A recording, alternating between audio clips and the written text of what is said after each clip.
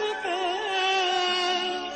शङ्खचक्र गदाहस्ते महालक्ष्मी नमोऽस्तुते। नमस्ते गरुडारूढे कोल्हासुरभयङ्करी सर्वपापहरे देवी महालक्ष्मी नमोऽस्तुते। सर्वज्ञे सर्ववरदे सर्वदुष्टाभयङ्करी सर्वदुःखहरे देवी महालक्ष्मी नमोऽस्तुते। सिद्धिबुद्धिप्रदे देवी भक्तिमुक्तिप्रदायिनी मन्त्रमूर्ते सदा देवी महालक्ष्मी नमोऽस्तुते।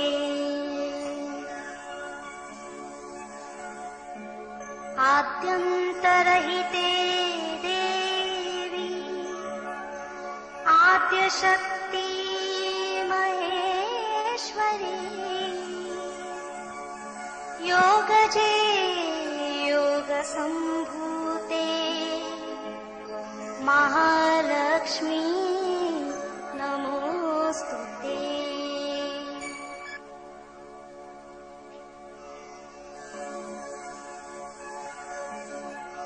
स्थूल सूक्ष्म महारौद्रे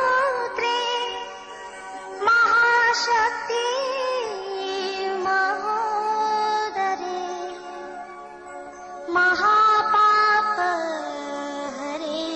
देवी महालक्ष्मी नमोऽस्तुते।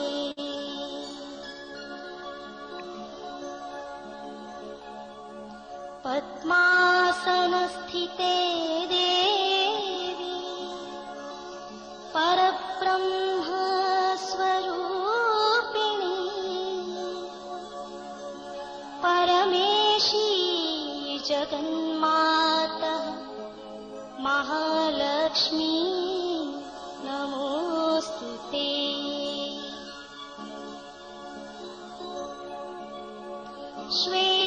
श्वेताम्बरधरे देवी नानालङ्कारभूषिते जगत्स्थिते जगन्मातः महालक्ष्मी नमोऽस्तुते।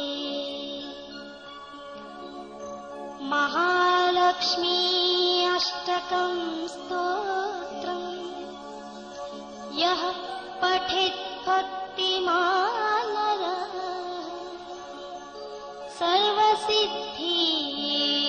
सर्वसिद्धिमवाप्नोति राज्यं प्राप्नोति सर्वदा। एककालं पठे नित्यं महापापविनाशनम्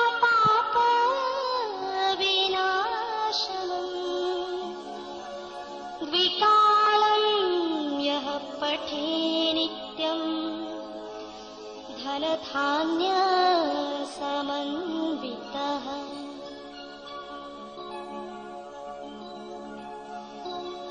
त्रिकालं यः पठे नित्यं महाशत्रुविनाशनम् महालक्ष्मीर्भवे नित्यं प्रसन्ना वरदा शुभा साक्षात् श्री आदिशक्ति माताजी श्री निर्मला देव्यै नमो नमः। श्री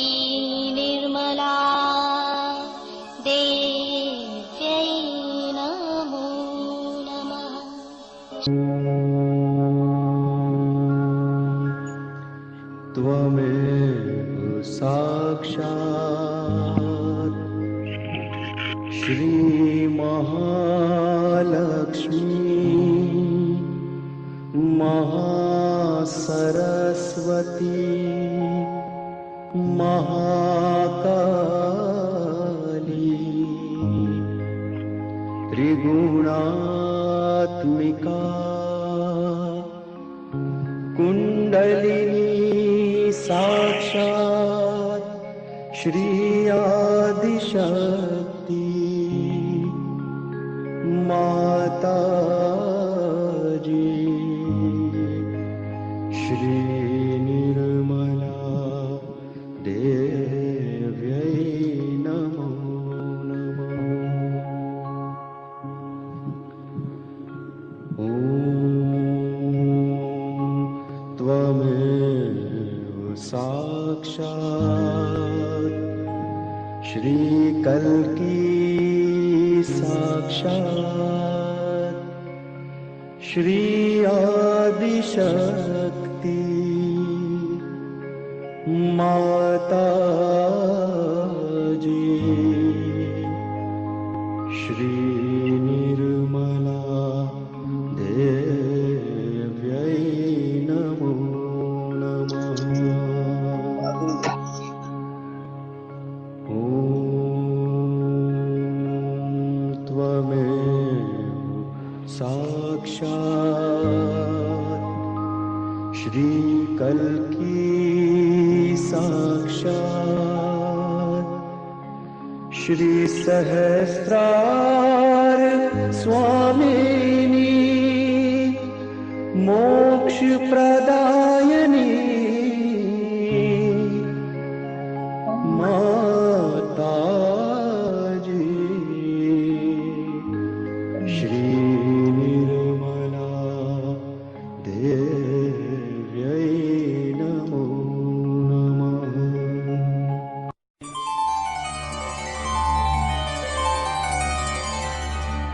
ॐ नमस्ते गणपतये त्वमेव प्रत्यक्षं तत्त्वमसि त्वमेव केवलं कर्तासि त्वमेव केवलं धर्तासि त्वमेव केवलं हर्तासि त्वमेव सर्वं खल्विदं ब्रह्मासि त्वं साक्षादात्मासि नित्यं ऋतं वच्मि सत्यं वच्मि अवत्वं माम् अवभक्तारम् अवश्रोतारम् अवदातारम् अवधातारम् अवानूचानमवशिष्यम् अवपश्चात्तात् अवपुरस्तात् अवोत्तरात्तात् अवदक्षिणात्तात् अवचोर्वात्तात् अवाधरात्तात् सर्वतो मां पाहि पाहि समन्तात् त्वं वाङ्मयस्त्वं चिन्मयः त्वम् आनन्दमयस्त्वं ब्रह्ममय त्वं सच्चिदानन्दाद्वितीयोऽसि त्वं प्रत्यक्षं ब्रह्मासि त्वं ज्ञानमयो विज्ञानमयोऽसि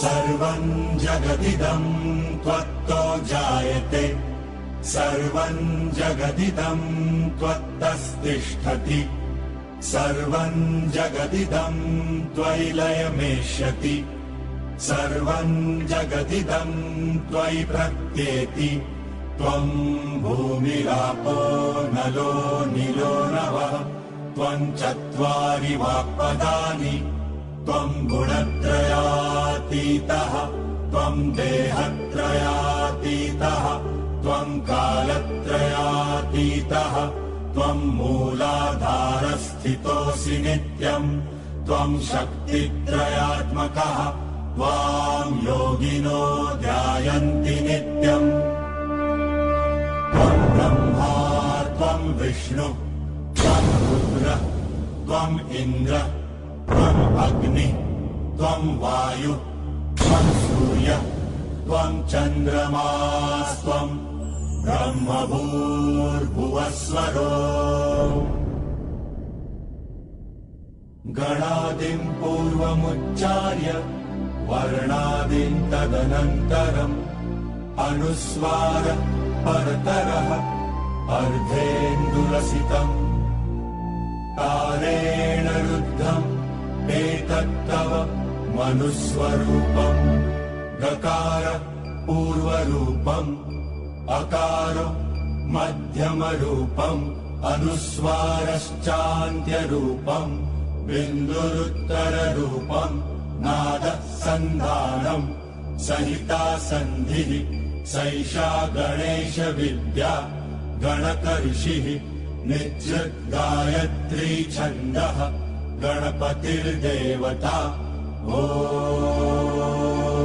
गं गणपतये नमः एकदन्ताय विद्महे वक्रतुण्डाय धीमहि तन्नो दन्ति प्रचोदयात् एकदन्तम् चतुर्हस्तम् पाशमङ्कुशधारिणम् रदम् च वरदौ हस्तै बिभ्राणम् मूषकध्वजम् रक्तल्लम्बोदरम् शूर्पकर्णकम् रक्तवाससम् रक्तगन्धानुलिप्ताङ्गम् रक्तपुष्पैः सुपूजितम् भक्तानुकम्पिनम् देवम् जगत्कारणमच्युतम् आविर्भूतम् च सृष्ट्यादौ प्रकृतेः पुरुषात् परम् देवम् ध्यायति यो नित्यम् स योगी योगिनां वरः नमो गातपतये नमो गणपतये नमः प्रमथपतये नमस्ते अस्तु लम्बोदरायैकदन्ताय विघ्ननाशिने शिवसुताय श्रीवरदमूर्तये नमो नमः निश्चय प्रेम प्रतीति ते विनय करे सन्मान तेहि के कारज सकल शुभ सिद्ध करे हनुमान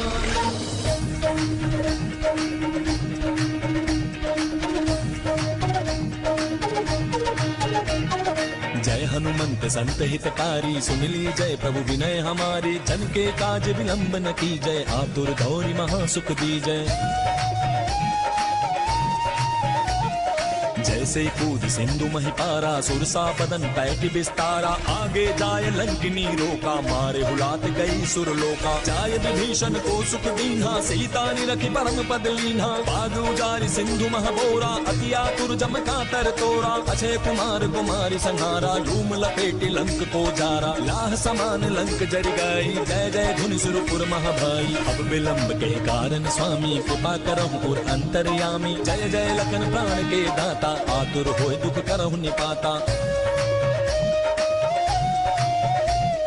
जय गिरिधर जय जय सुख सागर सुर समूह समरथ भटनागर ओम हनु हनु हनुमंत हटीले पैरि मारु वज्र की कीले गदा वज्र लय पैरि मारो महाराज प्रभु दास उबारो ओंकार हुंकार महाप्रभु धावो बज गदाहनु विलंब न लावो ओम हिं हिं हिं हनुमंत कपीसा ओम हुं हुं हुं हनु अरियुर शीसा सत्य हो हरि शपथ पाय के राम दूत धरु मारु जाय के जय जय जय हनुमंत अगाधा दुख पावत जन कहि अपराधा पूजा जब तप नेम अचारा नहीं जानत हो दास तुम्हारा मनुपोन मग गिरि गृह माही तुमरे बल हम डरपत नाही पाए परों करि जोरी मनावो यही अवसर अब कहि को हरामो जय अंजनी कुमार बलवंता शंकर सुमन वीर हनुमंता मदन कराल काल कुल धालक राम सहाय सदा प्रतिपालक भूत प्रेत पिशाच निशाचर अग्नि बिताल काल मारी मर इन्हें मार दुर शपथ राम की राखो नाथ मर जात नाम की जनक सुता हरिदास कहावो ताकि शपथ विलंब न लावो जय जय जय ध्वनि होते आकाशा, सुमिरत होए दुसह दुख नासा। चरण शरण करि जोरी मनावो, यही अवसर अब कहीं दोहराओ। उठ उठ चल तो ही राम दुहाई, पाए परों करि जोरी मनाई। ओम चंग चंग चंग चपल चलंता, ओम हनु हनु हनु हनु हनुमंता। ओम हंग हाक देत कपि चंचल, ओम संग सामी पराने खल दल। अपने जन को तुरतो बारो, सुमिरत होय आनंद हमारो। यह बजरंग बाण जहि मारे, ताहि कहो फिर कौन बारे। पाठ करें बजरंग बाण की, हनुमत रक्षा करे प्राण की। यह बजरंग बाण जो जापे, ताते भूत प्रेत सब कांपे। धूप दे जो जपे हमेशा, ताके तन नहीं रहे कलेशा। प्रेम प्रतीति ही कपि भजै, सदा धरे उर ध्यान। देह के कारज सकल शुभ, सिद्ध करे हनुमान, सिद्ध करे हनुमान।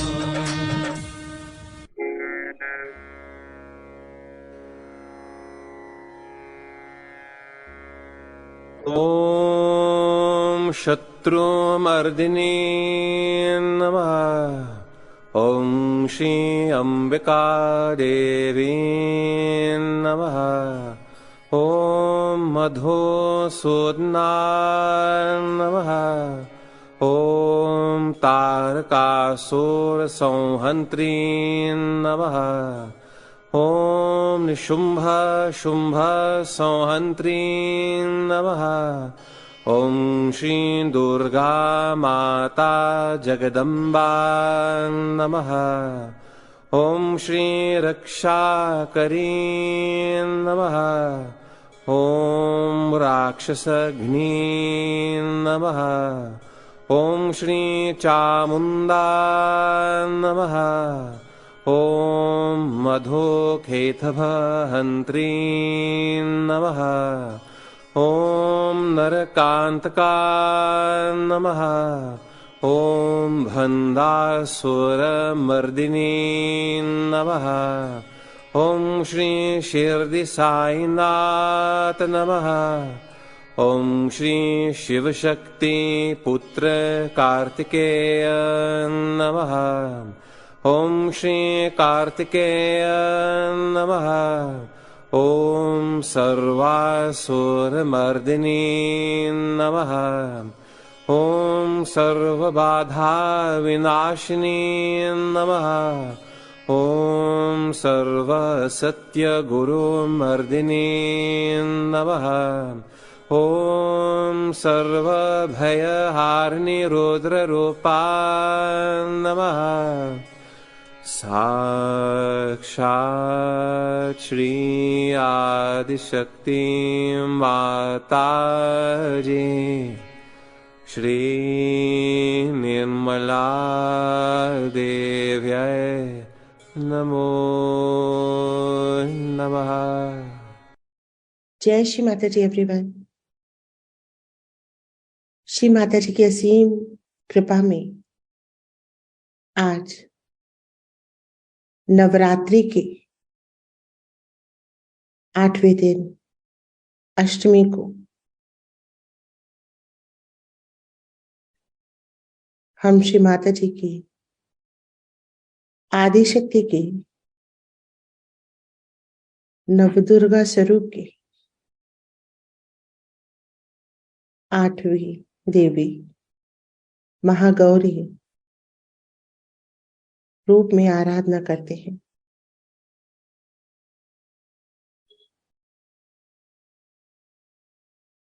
महागौरी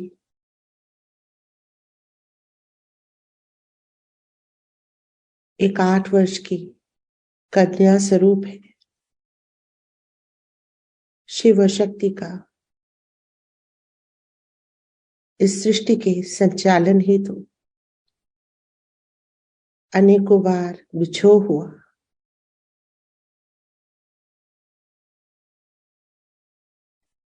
और अनेकों बार मिलन हुआ। महागौरी इस स्वरूप में श्री शिव ने अनेकों हजारों वर्षों की तपस्या के बाद जब मां पार्वती का शरीर काला हो गया, तब उन्होंने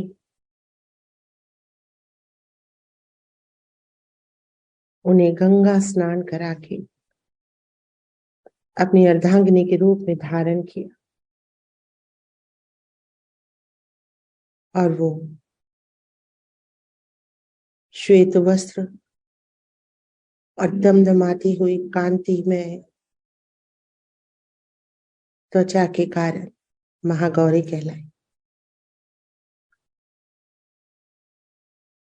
योगियों के लिए अष्टमी वो अवस्था है उनकी उत्क्रांति की, जहां वो अपने सहस्त्रार पे जब स्थापित हो चुके हैं,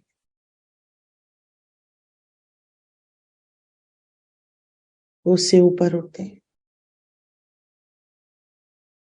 और अर्ध बिंदु चक्र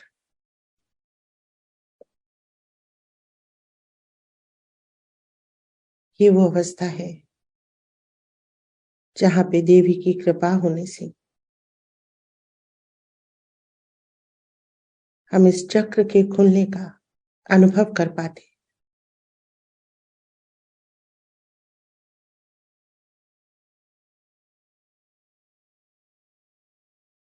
अर्धबिंदु चक्र हमारी चेतना की वो अवस्था, वो आयाम है जहां हमारा मैग्नेटिक फील्ड, हमारा ऑरा निरंतर बढ़ रहा है। महागौरी की कृपा से हमें अलौकिक शक्तियां प्राप्त होने लगी हैं।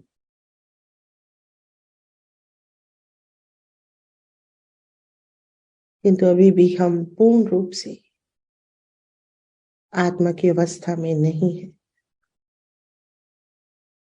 आधे सांसारिक और आधे आध्यात्मिक है। अर्धबिंदु चक्र वो अवस्था है जहां हम पूर्ण रूप से शिव नहीं बने। अर्धबिंदु चक्र पे हम यूरेनस ग्रह को महसूस कर सकते हैं। अरुण ग्रह,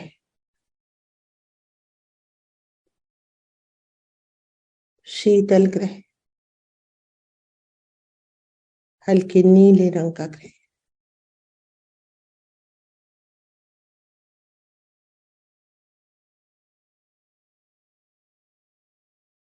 इस समय ये चक्र पूर्ण रूप से जागृत है। सहस्त्रार से 3-4 इंच ऊपर हम इसे महसूस कर सकते हैं।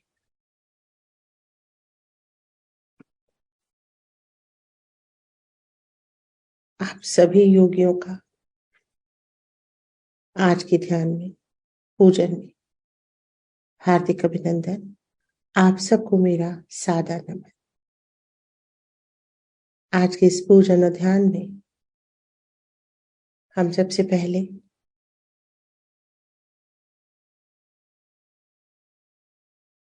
श्री माता जी की अमृतवाणी का पठन पाठन करेंगे, जो 1988 में श्री माता जी ने पुणे प्रतिष्ठान में अष्टमी के रोज दी, जहां देवी महात्म्य का 11वां अध्याय पढ़ा गया। उसके बाद हम ये अध्याय पढ़ेंगे संस्कृत और हिंदी के अनुवाद के साथ। फिर माँ की आरती करेंगे और क्षमा प्रार्थना। तो आज सबसे पहले अपने चित्त को पूर्ण रूप से एकाग्र कर लेंगे और ध्यान से आरंभ करेंगे। इकट्ठा करेंगे अपने चित्त को, बाएं हृदय में ले आएंगे, आत्मा में स्थापित कर लेंगे।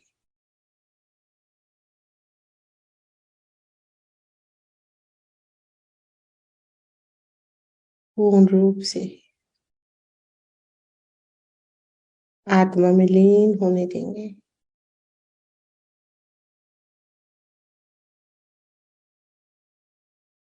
प्रेम, दया, करुणा, ममता, शांति से भरा हुआ ये चित्त पूर्ण रूप से साक्षी हो रहा है, प्रकाशित हो रहा है। धीरे धीरे चित्त को यहां से निकालेंगे और अपनी रीढ़ की हड्डी में लाएंगे, अपनी सुषुम्ना नाड़ी पे।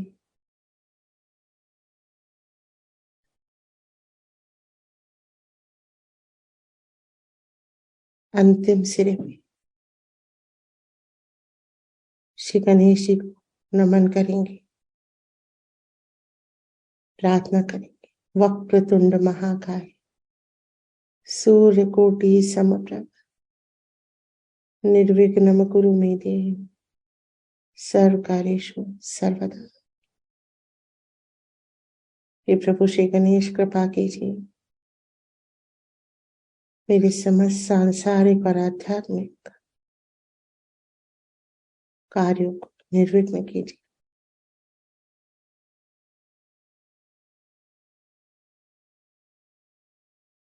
माँ गौरी कुंडलनी का मार्ग प्रशस्त कीजिए।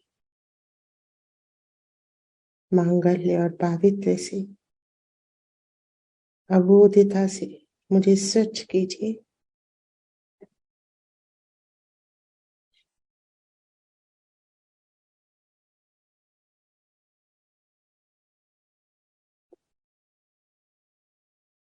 महसूस कर सकते हैं मूलाधार चक्र पे श्री गणेश की उपस्थिति।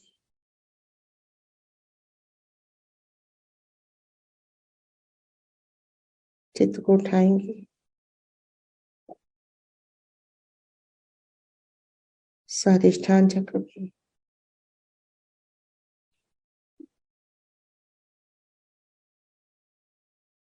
नाभि चक्र पे। महसूस करेंगे हर चक्र को। मध्य हृदय, विशुद्धि, आज्ञा, सहस्रार, अर्धबिंदु, बिंदु, वलय और ऊपर आकाश,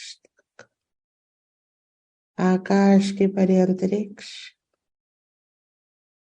अंतरिक्ष के परे शून्य सरोवर, ब्रह्मांड के परे पार ब्रह्म परमेश्वर श्री सदाशिव। श्री चरणों में नमन करेंगे, प्रार्थना करेंगे।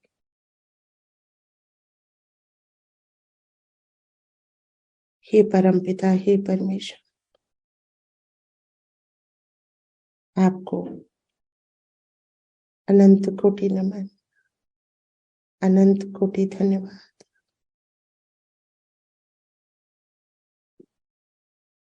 आपने आदि शक्ति को पृथ्वी पे भेजा, मेरी आत्मा को शुद्ध किया।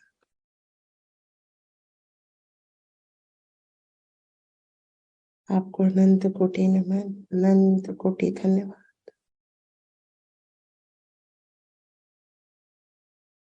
हे प्रभु, मुझे अपने अंदर समा लीजिए। समा जाएंगे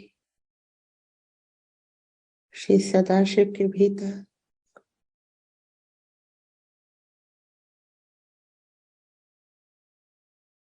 समा जाएंगे।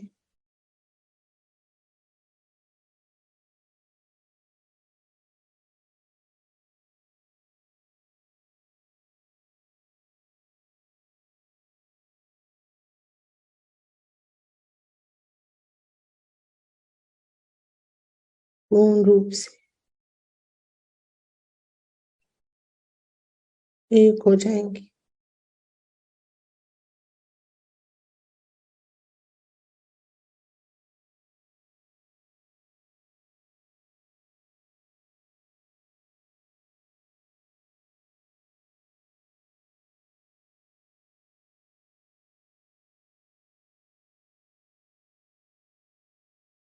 पूर्ण रूप से समा जाएंगे।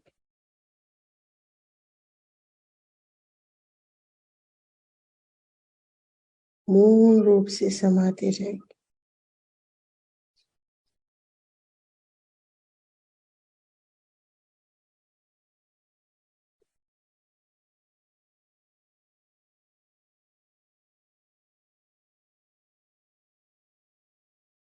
धीरे धीरे चित्त को बाहर निकालेंगे, श्री चरणों में रखेंगे।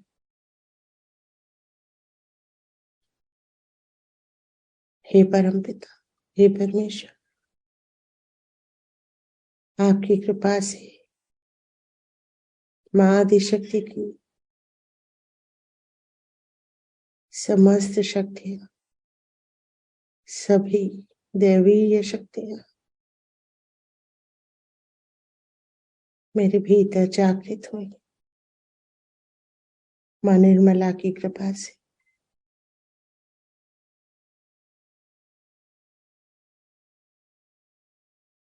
मैं योग का अनुभव कर सकी।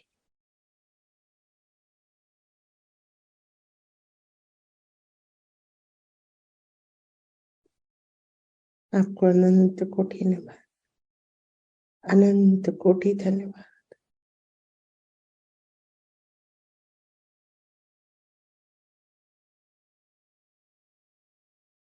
महसूस करेंगे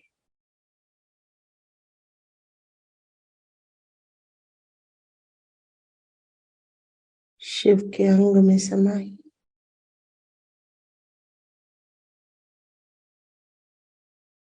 श्री आदि शक्ति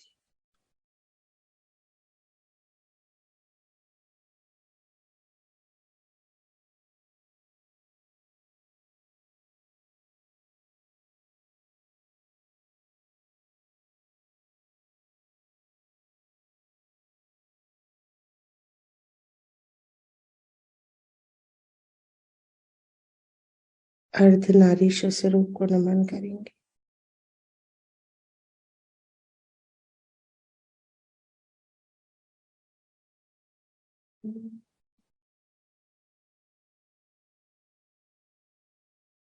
धीरे धीरे अंतरिक्ष में आने का प्रयास करेंगे। अरुण ग्रह पे चित्त को रखेंगे और अपने अर्ध बिंदु चक्र से इसे जोड़ देंगे, पोषित होने देंगे।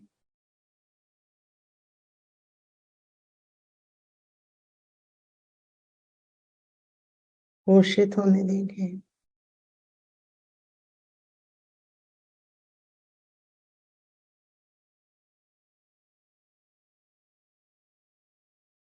और नीचे चित्त को लाएंगे आकाश में।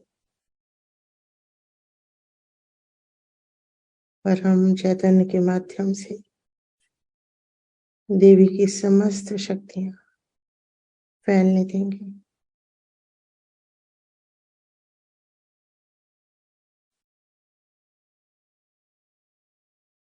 पूरे विश्व में, America, Africa, Asia, Europe, Australia, सभी देवी के उपासकों पे अपना चित्त डालेंगे।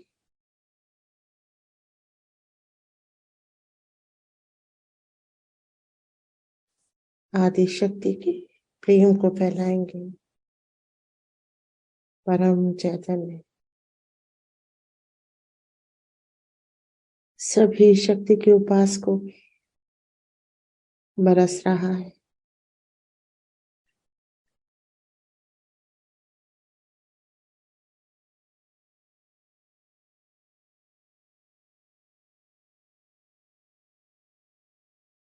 धीरे धीरे अपने चित्त को अपने सहस्त्रार पे लाएंगे और सहस्त्रार से अपने चित्त को फैलाएंगे अपने ऑल्टर के आसपास।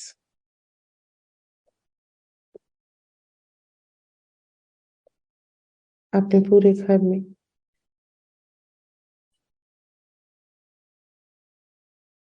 अपने पूरे परिवार पे,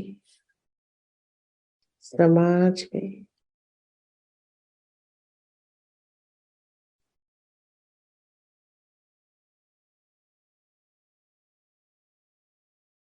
धीरे धीरे चित्त को वापस लाएंगे सहस्रार पे।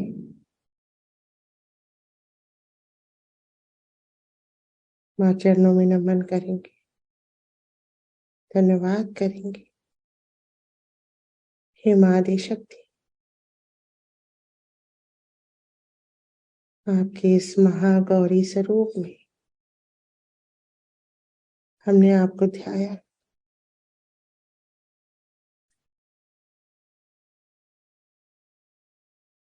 आपको अनंत कोटि नमन, अनंत कोटि धन्यवाद श्री माता जी, अनंत कोटि धन्यवाद।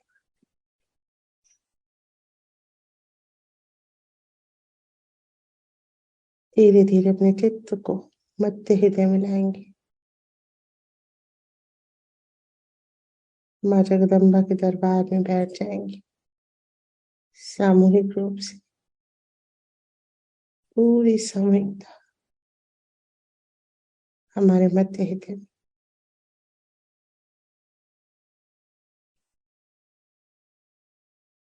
और यहाँ बैठ के माँ की अमृतवाणी का आनंद लेंगे।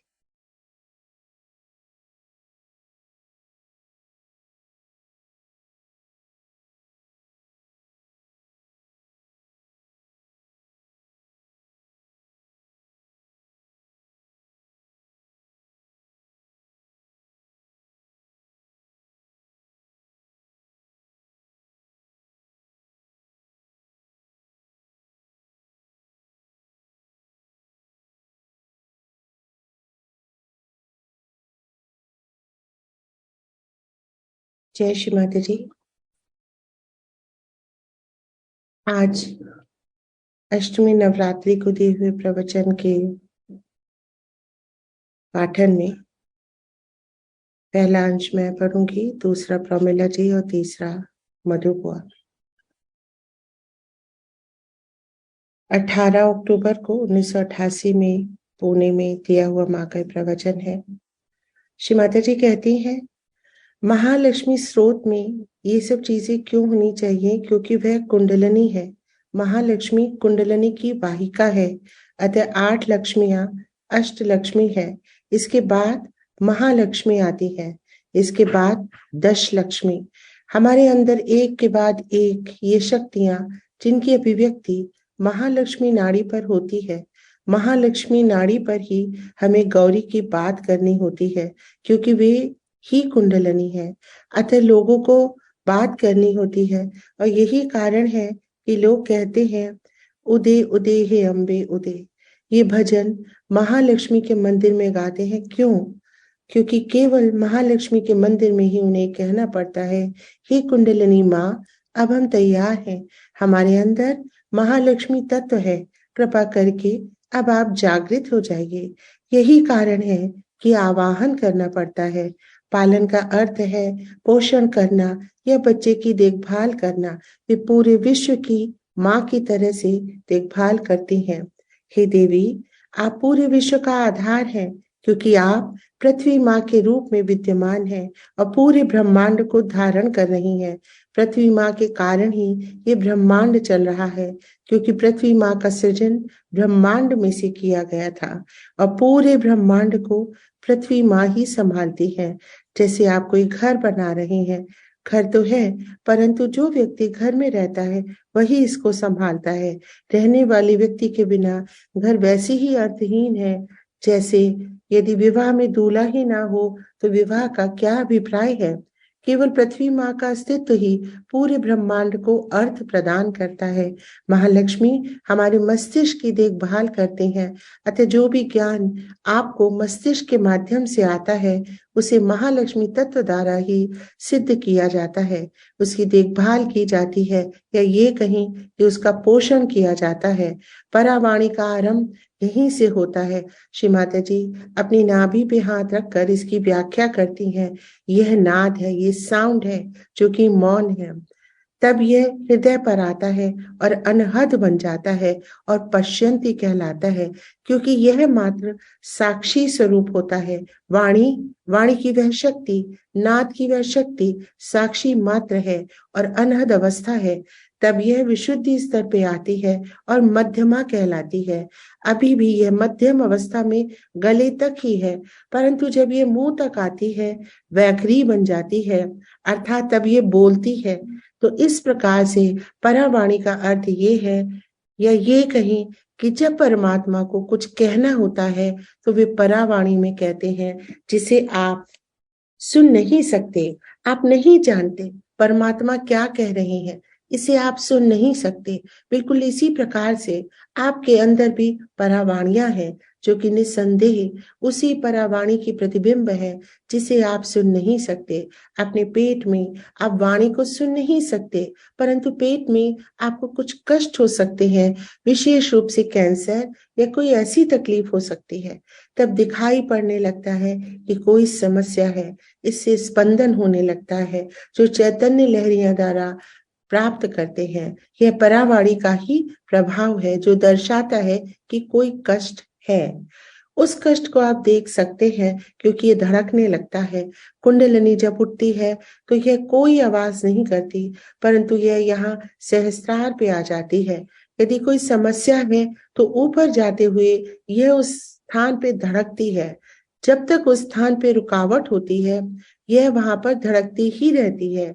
यह स्वच्छ जल की तरह से है, जब वह बहता है इसमें कोई आवाज नहीं आती, परंतु उसके सम्मुख जब कोई रुकावट आती है, बाधा आती है, तो यह आवाज करता है।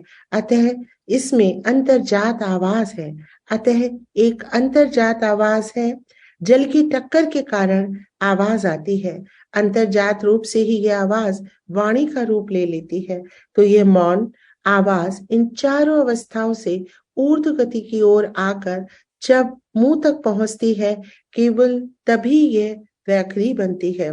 परमात्मा का ही उदाहरण लें, जब वे बोलते हैं, जो कुछ भी बोलते हैं, परावाणी की अवस्था को प्राप्त किए बिना उनकी वाणी को कोई नहीं सुन सकता। बिना परावाणी को अनुभव किए बिना आप परमात्मा की आवाज नहीं सुन सकते।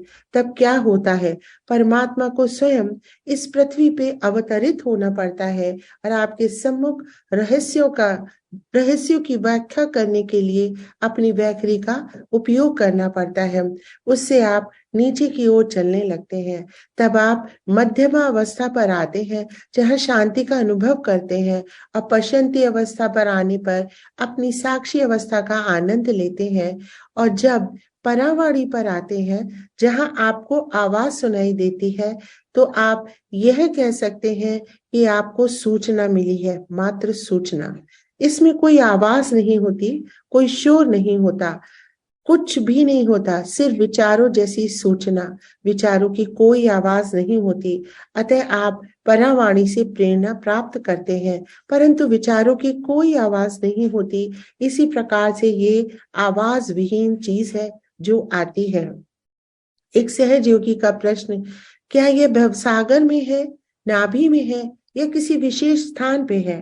श्री माता जी, नाभि में यह लक्ष्मी तत्व है। जब महालक्ष्मी चलती है तो सभी कुछ कार्यान्वित होता है, परंतु जब आप आज्ञा से ऊपर चलने लगते हैं तो यह वाणी के रूप में चलती है। अनहद अर्थात चैतन्य लहरियों की आवाज, मैं इसे सुन सकती हूँ। मेरे कहने का अर्थ है, अगर कोई व्यक्ति मुझ पर हाथ रखे तो वह भी इस आवाज को सुन सकता है। आप सभी प्रकार की आवाजें सुन सकते हैं और तब ये आपके सिर में आती है।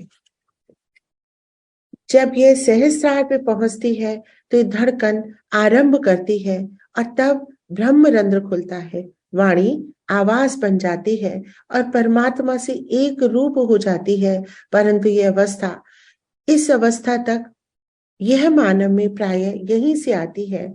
इसका यह भाग परमात्मा से है और जब दिया जाता है तो आज्ञा चक्र खुल जाता है और सहस्त्रार को जब ये पार करता है तो ये वाणी चैतन्य लहरियों की ये आवाज निकलती है। मुख्य बात यह है कि व्यक्ति को यह समझना होता है कि जब आप निर्विकल्प अवस्था में पहुंच जाते हैं तो वाणी के माध्यम से आपके मस्तिष्क में प्रेरणा आती है। यही वाणी आपके मस्तिष्क में प्रेरणा देती है और इस प्रेरणा से आप समझ सकते हैं। जैसे मैं कहती हूँ कि आप बारीकी से चीजों को समझें, इसलिए कहती हूँ क्योंकि आप संवेदनशील सूक्ष्म व्यक्ति बन गए हैं, तो आप भी सूक्ष्म को समझने लगते हैं और सूक्ष्म बातें कहने लगते हैं। उदाहरण के रूप में जैसे कुछ लोग सहज योगी बन गए हैं। एक सहज योगी के प्रश्न के उत्तर में श्री माता जी ने कहा, आरंभ में जब सदाशिव और आदि शक्ति एक दूसरे से अलग हुए तो उस समय जो टंकार थी वही मुख्य चीज आरंभ हुई। तब आदिशक्ति ने 3 रूप धारण किए और एक रूप से उन्होंने 5 महाभूत बनाए। वह टंकार ओंकार ही मंगलमयता और पावनता है। वही टंकार जो पूरे वातावरण में फैल गई वह मंगलमयता और पावनता है। सभी सृजित चीजों में इसका प्रवेश हुआ, परंतु इसका सृजन दाईं रजस तत्व से किया गया था। तो यद्यपि इससे घिरी हुई है, जैसे ये घर बना हुआ है, परंतु इसका परिवेश अर्थात सराउंडिंग्स भिन्न है। अतः वातावरण की वायु यदि ओंकार है तो ओंकार ने यद्यपि यह घर बनाया नहीं है, परंतु घर के इर्द गिर्द ओंकार का परिवेश है। तो ओंकार ही इसे ढालता है, चलाता है, क्योंकि चैतन्य जो वास्तव में ओंकार है वह हर समय पथ प्रदर्शन करता है, आयोजन करता है और हर चीज के अंदर प्रवेश करके उसे सुधारता है। जय श्री माता जी। अब प्रमिला जी पढ़ेंगे। जय श्री माता जी। एक सहयोगी का प्रश्न, श्री माता जी ये कार्य तो केवल देवी करती हैं। श्री माता जी कहती हैं देवी सभी कार्य करती हैं, इसमें कोई संदेह नहीं, ये सभी कुछ करती हैं। वे करता हैं, सर्वप्रथम वे गणेश का सृजन करती हैं जिनके माध्यम से मंगलमयता और पावनता का नियंत्रण होता है और जिसके माध्यम से वे देवी पूरे ब्रह्मांड के परिवेश में समा जाती हैं। तत्पश्चात वे ये सभी चीजों में प्रवेश कर जाती हैं। वैसे ही जैसे मैं किसी चीज को छू दूं तो वह पावन हो जाती है, क्योंकि चैतन्य इसमें चला जाता है और ये पावन तथा मंगलमय बन जाती है। तो यह किसी भी चीज में प्रवेश कर सकती हैं, परंतु चीजें यदि मृत हो तो उनमें ओंकार नहीं होता है। इसके अंदर ओंकार अर्थात ओंकार में विद्युत चुंबकीय शक्तियां अर्थात इलेक्ट्रोमैग्नेटिक फोर्सेस हैं और ये विद्युत चुंबकीय शक्तियां उससे उच्चतम अवस्था में चली जाती हैं। जब इसमें नाइट्रोजन प्रवेश कर जाता है तब यह प्राण बन जाती हैं। तो विभिन्न अवस्थाओं से गुजरने के पश्चात मनुष्य बनता है। मानव बनने के पश्चात भी जब तक व्यक्ति आत्म साक्षात्कारी नहीं हो जाता तब तक व्यक्ति निम्न स्तर का मानव ही रहता है। आत्म साक्षात्कार प्राप्त करने के पश्चात कहानी भिन्न हो जाती है। अतः विकासावस्था की सभी अवस्थाओं में ओंकार, जिसे आप चैतन्य कहते हैं, यही हर चीज में प्रवाहित होता है। ये तीनों शक्तियां भी यही चैतन्य उपयोग करती हैं। यही कारण है कि ये ओंकार ओम अर्थात AUM कहलाता है, क्योंकि देवी भिन्न कार्यों को करने के लिए इस चैतन्य की भिन्न भिन्न शक्ति का उपयोग करती हैं। अतः पूरे ओम का उपयोग नहीं किया जाता। यह अत्यंत जटिल मामला है। बेहतर होगा कि आप इन सूक्ष्मताओं को समझने का प्रयत्न ना करें। जितना अधिक प्रयत्न आप करेंगे उतना ही अधिक उलझते जाएंगे, उतनी अधिक आपकी आज्ञा पकड़ेगी। बेहतर होगा आप अपनी आज्ञा को शांत रखें। मुझे कहना चाहिए कि आज्ञा की अपेक्षा भक्ति की ओर ज्यादा जाएं। भक्ति आपको शीघ्र प्राप्त हो जाएगी, परंतु हर समय यही कहते रहना कि यह क्या है, वह क्या है, आदि आदि, इससे हर समय आपकी आज्ञा का मंथन होता रहता है। यह एक विशाल चक्र के चलने समय है, इसे रोक लेना ही सर्वोत्तम है। बस भक्ति में उतर जाएं। शंकराचार्य ने क्या किया था? सर्वप्रथम उन्होंने विवेक चूड़ामणि लिखी, परंतु शीघ्र ही वे इन वाद विवादों से तंग आ गए। तब उन्होंने कहा कि ये सब बेकार है, तब उन्होंने ये सब कुछ लिखा। अतः सर्वप्रथम आप भक्ति में उतर जाएं, क्योंकि इस प्रकार की जिज्ञासा का कोई अंत नहीं है। मेरी पुस्तक छपने वाली है, आप इसे पढ़ सकते हैं।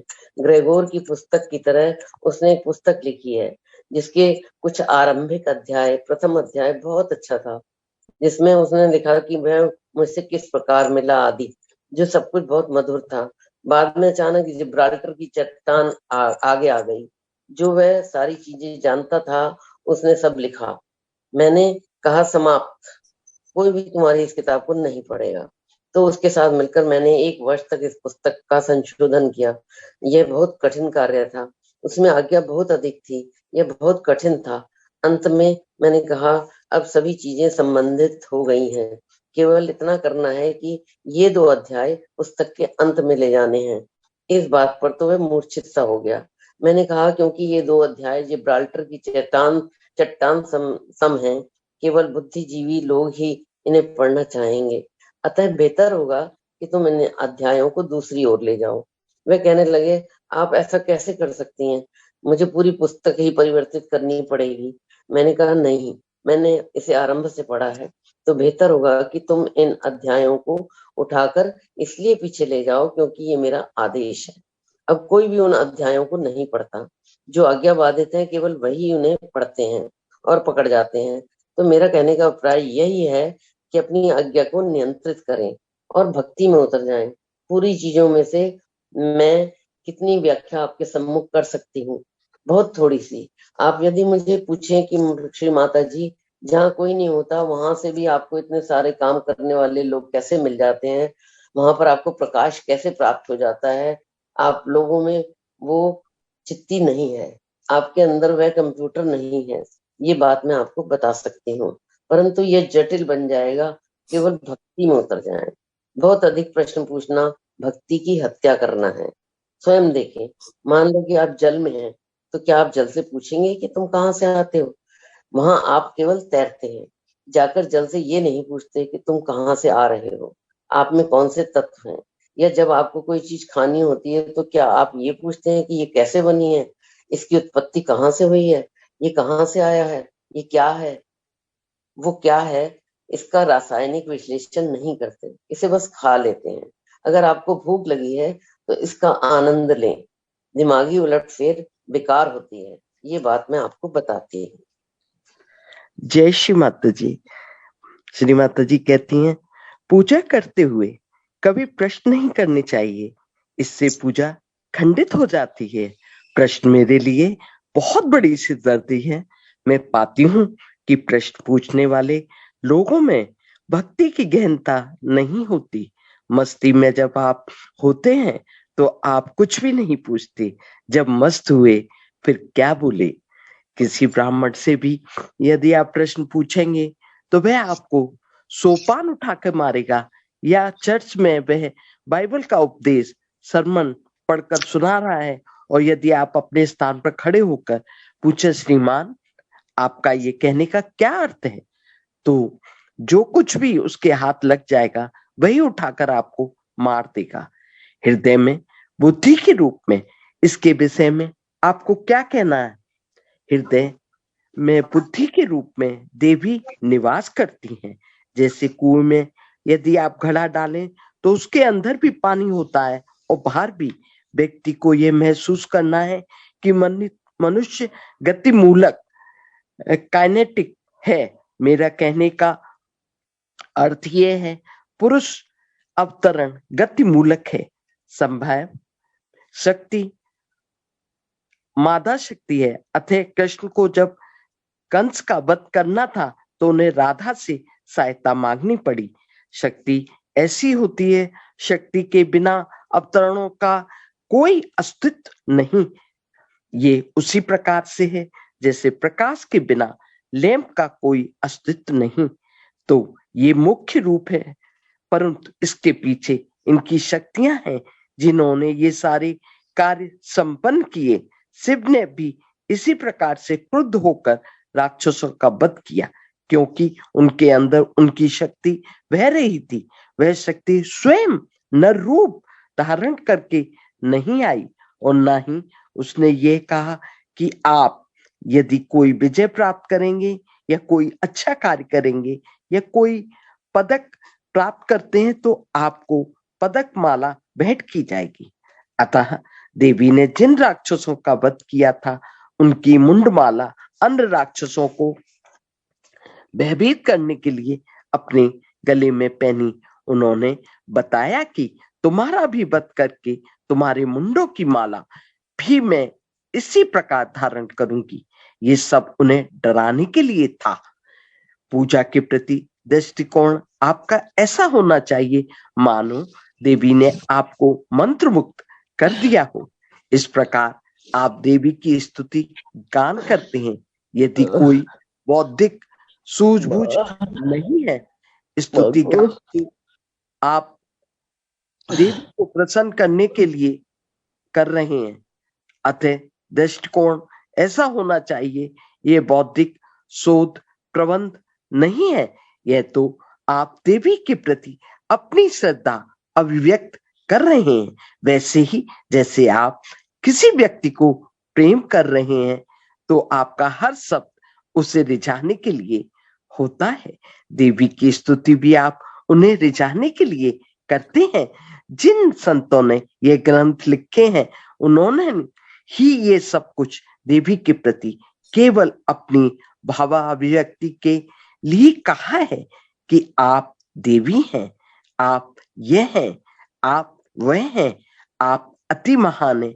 ऐसे ही कुछ पुत्र मुझे भी प्राप्त होते हैं जिनमें सहज योगियों की भावनाओं की अभिव्यक्ति होती है, परंतु ये कोई प्रवचन नहीं है, ये तो हृदय अभिव्यक्ति है। अतः इसे पूर्ण भक्ति के साथ किया जाना चाहिए। जो कहा गया है उसे हृदय से महसूस करने का प्रयत्न करें। आप मेरे सम्मुख बैठे हुए हैं, आप अपने हृदय से कहें कि ये बात हम पूर्ण विनम्रता के साथ कह रहे हैं। इसकी प्रार्थना जैसी अभिव्यक्ति है, यह प्रार्थना है, इसे प्रार्थना ही होना चाहिए, किसी प्रकार का बौद्धिक वाद विवाद नहीं। यह देवी से प्रार्थना है। जब तक आप में यह दृष्टिकोण विकसित नहीं हो जाता आप आगे नहीं बढ़ सकते। श्री माता जी आगे कहते हैं, उमड़ते हृदय से ये सब बातें उच्चारण करें, हृदय को खोल दें, इसे उड़ेल दें, परंतु भौतिक रूप से नहीं। इन्हें यदि आप शब्दों के रूप में लेंगे तो उनका विश्लेषण करेंगे तो ये सब व्यर्थ है। यह शब्द तो फूलों की तरह से हैं। आप स्वयं भी पुष्प सम हैं, क्योंकि अपनी व्याखरी के माध्यम से आप ये शब्द मुझे कह सकते हैं, आप ये कहना चाहते हैं। अन्यथा यदि आप ये शब्द उच्चारण करेंगे तो यह केवल जुबानी जमा खर्च होगा। जो भी कुछ आप कहेंगे वे जुबानी जमा खर्च बनकर रह जाएगा। मात्र यह लगेगा कि कुछ हो रहा है। अपने हृदय के ज्योतिर्मय करने के लिए आपको स्तुति करनी होगी, अपनी अभिव्यक्ति करनी होगी। आपके मन की भावना ऐसी होनी चाहिए मानो आप यह सब मुझे बातें मुझसे कहना चाहते हैं। मेरी साक्षात उपस्थिति में आप यह सब नहीं कह सकते। आपको इससे एक रूप हो जाना चाहिए, इससे समन्वित हो जाना चाहिए। आप ही यह सारी स्तुति कर रहे हैं। यह तो कृतज्ञता अभिव्यक्ति है, यही अभिव्यक्ति आप कर रहे हैं, इसे कृतज्ञता की अभिव्यक्ति माने। यह आपकी हृदय अभिव्यक्ति है। विश्वेश्वर भी विनम्र हो जाते हैं, विश्वेश्वर अर्थात पूरे ब्रह्मांड के ईश्वर जो कि सदाशिव या शिव हैं, वो भी विनम्र हो जाते हैं। पूजा करते हुए निर्विचारता में बने रहें, कुछ सोचे नहीं। ये बात ठीक है कि मैं ही ज्ञान हूं और मैं ही आपको ज्ञान प्रदान करती हूं, परंतु आपका लक्ष्य ज्ञान प्राप्त करना नहीं होना चाहिए। आपका लक्ष्य भक्ति प्राप्ति होना चाहिए। यह आपको स्वच्छित आनंद प्रदान करती है। और ऐसे लोग ज्ञान के पीछे दौड़ने वाले मैंने देखा है सहज योग से बाहर चले गए हैं। मैं आपको चेतावनी दे रही हूं, जिन लोगों का भी लक्ष्य बौद्धिक ज्ञान प्राप्ति था वो सब एक एक करके सहज योग से बाहर हो गए हैं। कभी आपको मुझसे प्रश्न नहीं पूछने चाहिए। इसी को मैं विशुद्ध बुद्धि कहती हूँ। यह सब जानने का क्या लाभ होगा? आप यदि प्यासे हैं तो भक्ति का अमृत पान कर लें। मान लो आप प्यासे हैं और मैं आपको भाषण देना शुरू कर दूं। आप वास्तव में यदि प्यासे हैं तो कहेंगे, अरे बाबा हमें पानी दीजिए। अपने बौद्धिक चातुर्य से आप लोगों को सहज में नहीं ला सकते, नहीं, कभी नहीं। केवल आत्म साक्षात्कार द्वारा, चैतन्य लहरियों द्वारा ही आप उन्हें ला सकते हैं। यदि कोई बहस करने लगे, अहम के माध्यम से बोलने लगे, तो किस प्रकार आप उससे बात कर सकते हैं? आप तो आत्मा के माध्यम से बात कर रहे हैं। ये अहम के माध्यम से बोल रहा है। या तो आप उसे आत्मा के स्तर तक लेकर आए या बात करना बंद कर दें। यह तो ऐसा हुआ मानो आप किसी बहरे व्यक्ति से बात कर रहे हो। आप कुछ कह रहे हो, वह कुछ कह रहा हो। जितना चाहे आप बहस कर लें, उसे समझा नहीं सकते। तो यह तो ऐसा अनुभव है जो अंतः परिवर्तन के माध्यम से ही संभव है। जय श्री माता जी, जय श्री माता जी।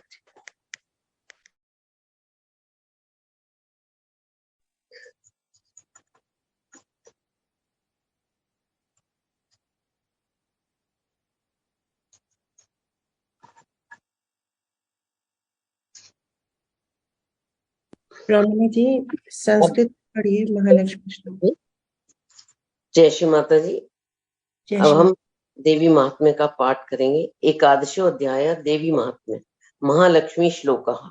बाल रवि द्युतिम इंदु किरीटाम तुंग कुचाम नयनत्रय युक्ताम स्मेर मुखीम वरदांग पुष्पाशा भीतिकराम प्रभजे भुवनेशीम। मैं भुवनेश्वरी देवी का ध्यान करता हूँ। उनके श्रीअंगों की आभा प्रातः प्रभात काल के सूर्य के समान है। मस्तक पर चंद्रमा का मुकुट है।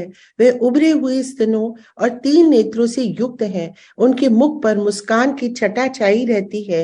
हाथों में वरद, अंकुश, पाश एवं अभय मुद्रा शोभा पाते हैं। ओम ऋषिरुवाच। दिव्या हते तत्र महासुरेन्द्रे सेन्द्रासुरा वहनी पुरोगमस्तात् कात्यायनीं तुष्टौ अरिष्टलाभात् विकाशिव वक्त्राब्ज विकाशिताशः। ऋषि कहते हैं, देवी के द्वारा वहां महादैत्यपति शुंभ के मारे जाने पर इंद्र आदि देवता अग्नि को आगे करके उन कात्यायनी देवी की स्तुति करने लगे। उस समय अभीष्ट की प्राप्ति होने से उनके मुख कमल दमक उठी थे और उनके प्रकाश से दिशाएं भी जगमगा उठी थीं। देवी प्रपन्नार्ति हरे प्रसीद मातर जगतो अखिलस्य प्रसीद विश्वेश्वरी पाहि विश्वम त्वमीश्वरी देवी चराचरस्य। देवता बोले, शरणागत की पीड़ा हरने वाली देवी हम पर प्रसन्न होइए। संपूर्ण जगत की माता प्रसन्न होइए। विश्वेश्वरी विश्व की रक्षा करें। देवी आप ही चराचर जगत की अधीश्वरी हो। आधारभूता जगतस्त्वमेका मही स्वरूपेण यतः स्थितासि अपाम स्वरूप स्थितिया त्वया एतदाप्यायते कृष्णं अलंघ्य वीर्ये। आप इस जगत का एकमात्र आधार हो, क्योंकि पृथ्वी रूप में आपकी ही स्थिति है। देवी आपका पराक्रम अलंघनीय है। आप ही जल रूप में स्थित होकर संपूर्ण जगत को तृप्त करती हो। त्वं वैष्णवी शक्तिरनंत वीर्या विश्वस्य बीजं परमासि माया सम्मोहितं देवी समस्तमेतत् त्वं वया प्रसन्ना भुवि मुक्ति हेतु।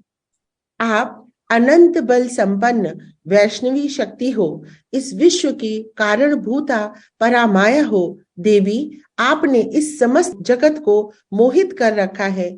आप ही प्रसन्न होने पर इस पृथ्वी पर मोक्ष की प्राप्ति कराती हो। विद्या समस्तास्तव देवी भेदा स्त्रिया समस्ता सकला जगत्सु त्वया एकया पूरितम्बया एतत् काते स्तुति स्तव्य परा परोक्ति। देवी, संपूर्ण विद्याएं आपकी ही भिन्न भिन्न स्वरूप है। जगत में जितनी स्त्रियां हैं वे सब आपका ही स्वरूप है। जगदम्ब, एकमात्र आपने ही इस विश्व को व्याप्त कर रखा है। आप सभी तरह की प्रशंसा से परे परावाणी, वाणी का सूक्ष्म और उच्चतम स्वरूप हो। अतः कौन सी प्रशंसा आपके लिए वास्तव में उपयुक्त है? सर्वभूता यदा देवी स्वर्ग मुक्ति प्रदायिनी त्वं सुता स्तुतये कावा भवन्तु परमोक्त्या। जब सर्वस्वरूपा देवी एवं स्वर्ग तथा मोक्ष प्रदान करने वाली देवी हो, इस रूप में आपकी स्तुति हो गई हो, तो आपकी स्तुति के लिए इससे अच्छी उक्तियां और क्या हो सकती हैं? सर्वस्य बुद्धि रूपेण जनस्य हृदय संस्थिते स्वर्गोपवर्ग दे देवी नारायणी नमोस्तुते। बुद्धि रूप से सब लोगों के हृदय में विराजमान रहने वाली तथा स्वर्ग एवं मोक्ष प्रदान करने वाली नारायणी देवी, आपको नमस्कार है। कला काष्ठादि रूपेण परिणाम प्रदायिनी विश्वस्य उपरतौ शक्ते नारायणी नमोस्तुते। कला, काष्ठा आदि समय की छोटी इकाइयां के रूप में क्रमशः परिणाम अवस्था परिवर्तन की ओर ले जाने वाली तथा विश्व का उपसंहार करने में समर्थ नारायणी, आपको नमस्कार है। सर्व मंगल मांगल्य शिवे सर्वार्थ साधिके शरण्य त्र्यंबके गौरी नारायणी नमोस्तुते। आप सब प्रकार का मंगल प्रदान करने वाली मंगलमयी हो, कल्याणदायिनी शिवा हो, सब पुरुषार्थों को सिद्ध करने वाली शरणागत वत्सला, तीन नेत्रों वाली एवं गौरी हो, आपको नमस्कार है। सृष्टि स्थिति विनाशा नाम शक्ति भूते सनातनी गुणाश्रय गुणमयी नारायणी नमोस्तुते। आप सृष्टि, पालन और संहार की शक्तिभूता सनातनी देवी, गुणों का आधार तथा सर्वगुणमयी हो नारायणी, आपको नमस्कार है। शरणागत दीनार्थ परित्राण परायणे सर्वस्य आरती हरे देवी नारायणी नमोस्तुते। शरण में आए हुए दीनों एवं पीड़ितों की रक्षा में संलग्न रहने वाली तथा सबकी पीड़ा दूर करने वाली नारायणी देवी, आपको नमस्कार है। हंस युक्त विमानस्य ब्रह्माणी रूप धारिणी कौशाम्बाक्षद के देवी नारायणी नमोस्तुते। नारायणी, आप ब्रह्माणी का, ब्रह्मा की शक्ति रूप धारण करके हंसों से जुते हुए विमान में बैठती हो तथा कुशाघात से जल छिड़कती रहती हो, आपको नमस्कार है। त्रिशूल चंद्राहि धरे महावृषभ वाहिनी माहेश्वरी स्वरूपेण नारायणी नमोस्तुते। माहेश्वरी रूप से त्रिशूल, चंद्रमा एवं सर्प को धारण करने वाली तथा महान ऋषभ की पीठ पर बैठने वाली नारायणी देवी, आपको नमस्कार है। मयूर कुक्कुट व्रते महाशक्ति धरे अनघे कौमारी रूप संस्थाने नारायणी नमोस्तुते।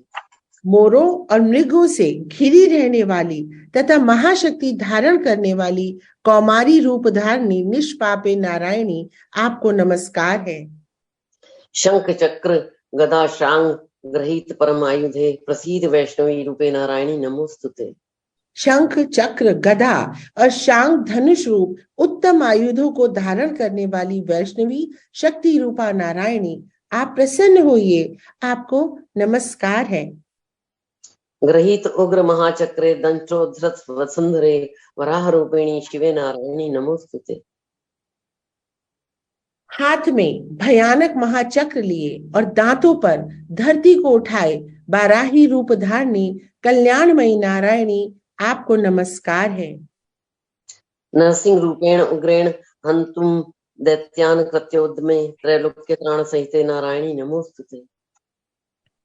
भयंकर नरसिंह रूप से दैत्यों के वध के लिए उद्योग करने वाली तथा त्रिभुवन की रक्षा में संलग्न रहने वाली नारायणी, आपको नमस्कार है।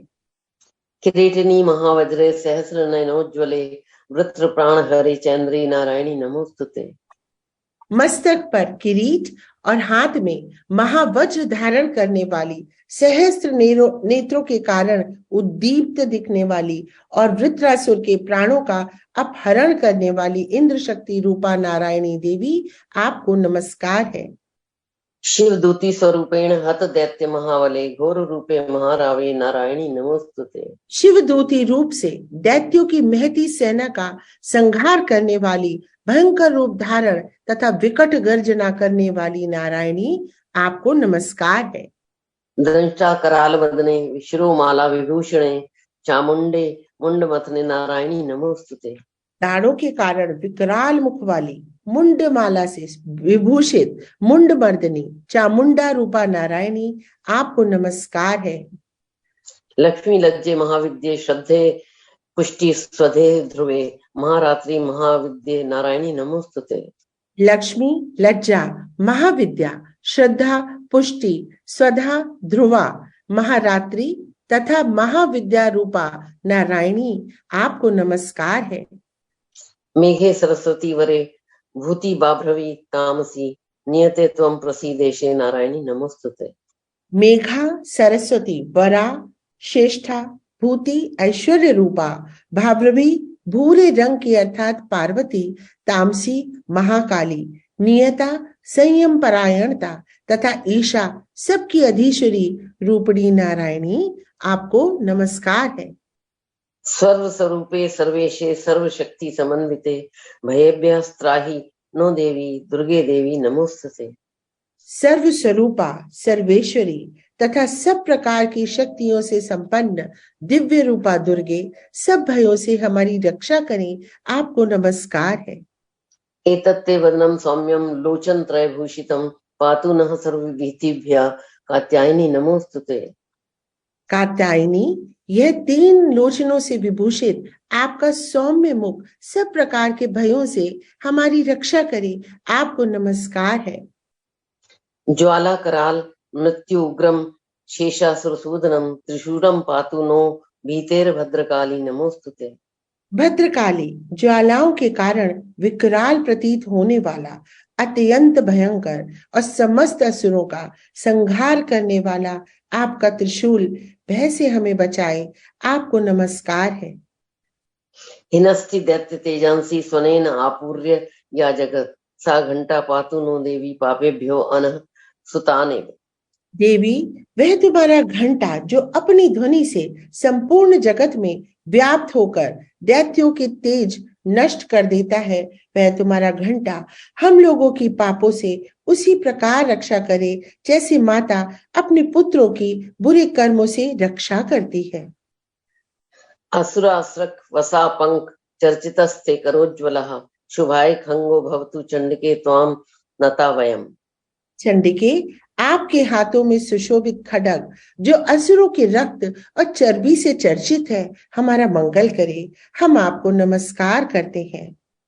रोगान शेषान अपहंसि तुष्टा रुष्टा तु कामान सकलान भीष्टान त्वाम आश्रितानां न विपन्नराणां त्वाम आश्रिता ही आश्रयताम प्रयांति। देवी, आप प्रसन्न होने पर सब रोगों को नष्ट कर देती हो, कुपित होने पर मनोवांछित सभी कामनाओं का नाश कर देती हो। जो लोग आपकी शरण में जा चुके हैं उन पर विपत्ति तो आती ही नहीं है। आपके शरण में गए हुए मनुष्य दूसरों को शरण देने वाले हो जाते हैं। एतत् कृतं यत्कदनं त्वया अद्य धर्मदुषां देवी महासुराणां रूपैर अनेकैर बहुधा आत्ममूर्तिं कृत्वांबिके तत्प्रकरोति कन्या। देवी अंबिके, आपने अपने स्वरूप को अनेक भागों में विभक्त करके नाना प्रकार के रूपों से जो इस समय इन धर्मद्रोही महादैत्यों का संहार किया है, वह सब दूसरी कौन कर सकती थी। विद्यासु शास्त्रेषु विवेक दीपेषु आद्येषु वाक्येषु च का त्वदन्या त्वं ममत्व गर्ते असि महांधकारे विभ्रामयति एतत्तीय विश्वम। विद्याओं में, ज्ञान को प्रकाशित करने वाले शास्त्रों में तथा आदि वाक्यों वेदों में आपके सिवा और किसका वर्णन है। आप ही ऐसी शक्ति है जो इस विश्व को अज्ञानता तथा ममत्व के घोर अंधकार से परिपूर्ण गड्ढे में निरंतर भटका रही हो। रक्षांसि यत्र उग्र विशांश नागा यत्र अरयो दस्यु बलानि यत्र दावानलो यत्र तताब्धि मध्ये तत्र स्थिता त्वं परिपासि विश्वम्। जहाँ राक्षस, जहाँ भयंकर विष वाले सर्प, जहाँ शत्रु, जहाँ लुटेरों की सेना और जहाँ दावानल हो, वहां तथा समुद्र के बीच में भी साथ रहकर आप विश्व की रक्षा करती हो। विश्वेश्वरी त्वं परिपासि विश्वम् विश्वात्मिका धारयसीति विश्वम् विश्वेश वन्द्या भवती भवन्ति विश्वाश्रया ये त्वयि भक्ति नम्रा। विश्वेश्वरी, आप विश्व का पालन करती हो, विश्व रूपा हो, इसीलिए संपूर्ण विश्व को धारण करती हो। आप भगवान विश्वनाथ की भी वंदनीय हो।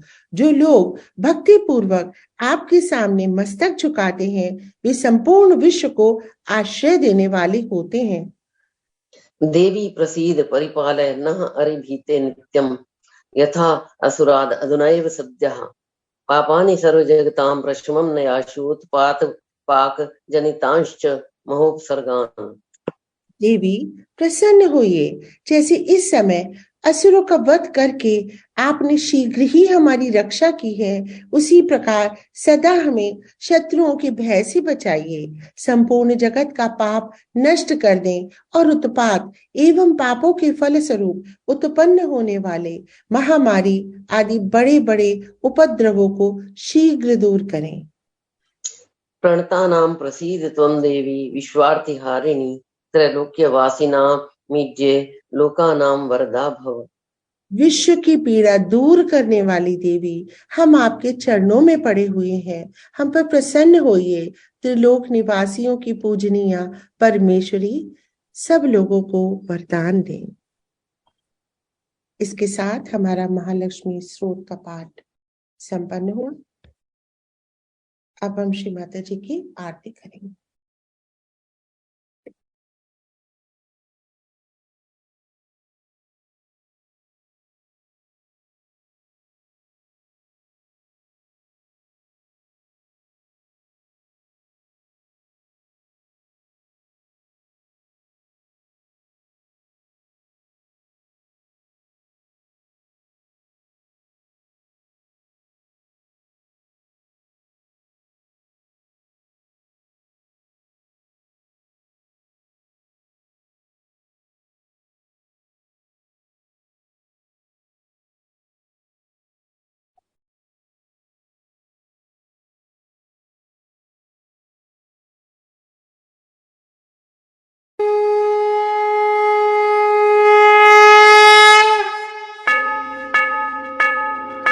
सबको दुआ देना माँ, सबको दुआ देना।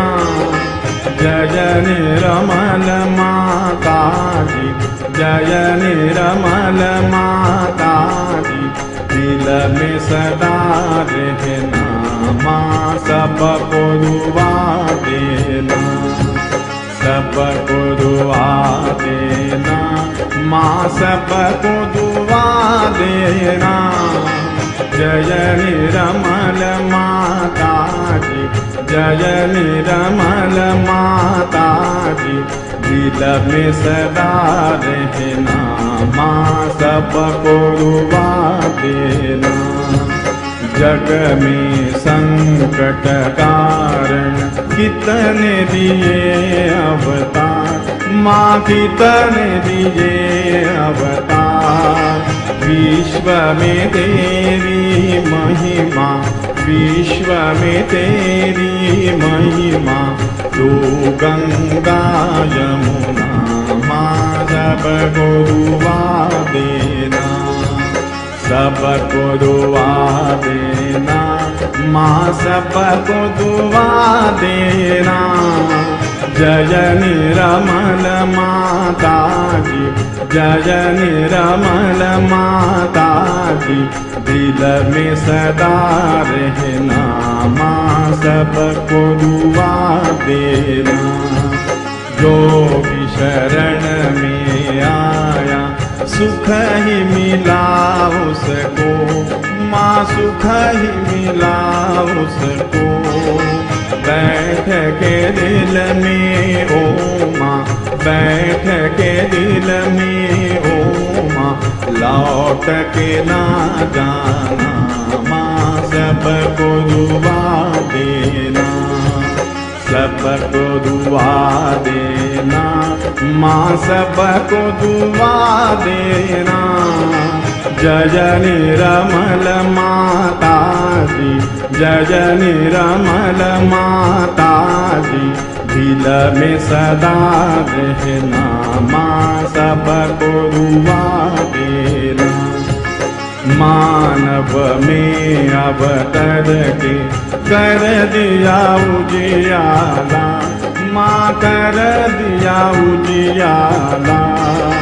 कलयुग में माया है, कलयुग में माया है, फिर भी पहचाना माँ, सबको दुआ देना, सबको दुआ देना माँ, सबको दुआ देना।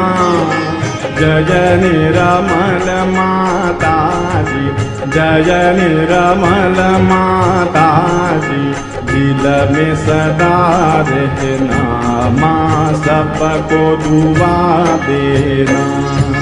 संकटनों की धरती है भारत माता, माँ है भारत माता।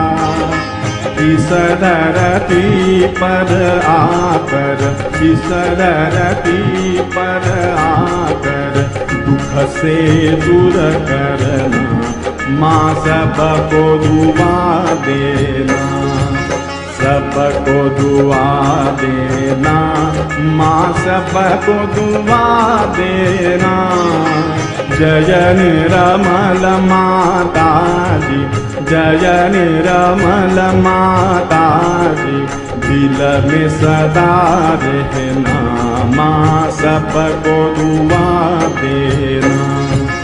जब दिल में आए तब मधु संगीत सुन लो माँ, मधु संगीत सुन लो। हो सके जो सेवा, हो सके जो सेवा, हमसे करा लेना माँ, सबको दुआ देना, सबको दुआ देना माँ, सबको दुआ देना। जय निर्मल माता जी, जय निर्मल माता जी, दिल में सदा रहना माँ, सबको दुआ देना माँ, सबको दुआ देना माँ, सबको दुआ देना।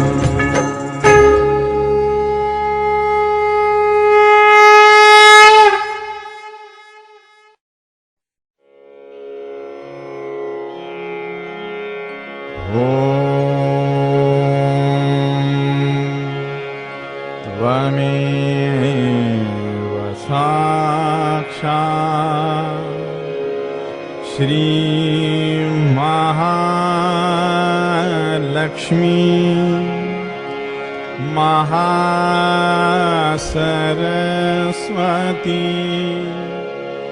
महाकाली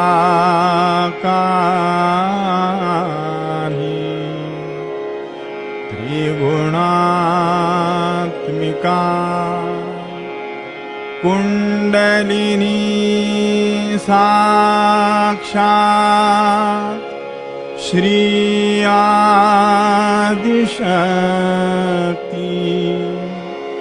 माता जी श्री निर्मला देव्यै नमो नमः।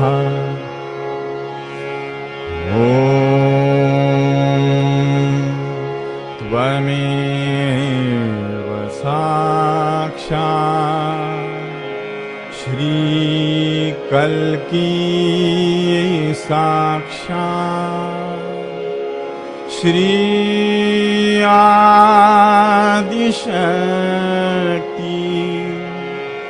माता जी श्री निर्मला देव्यै नमो नमः।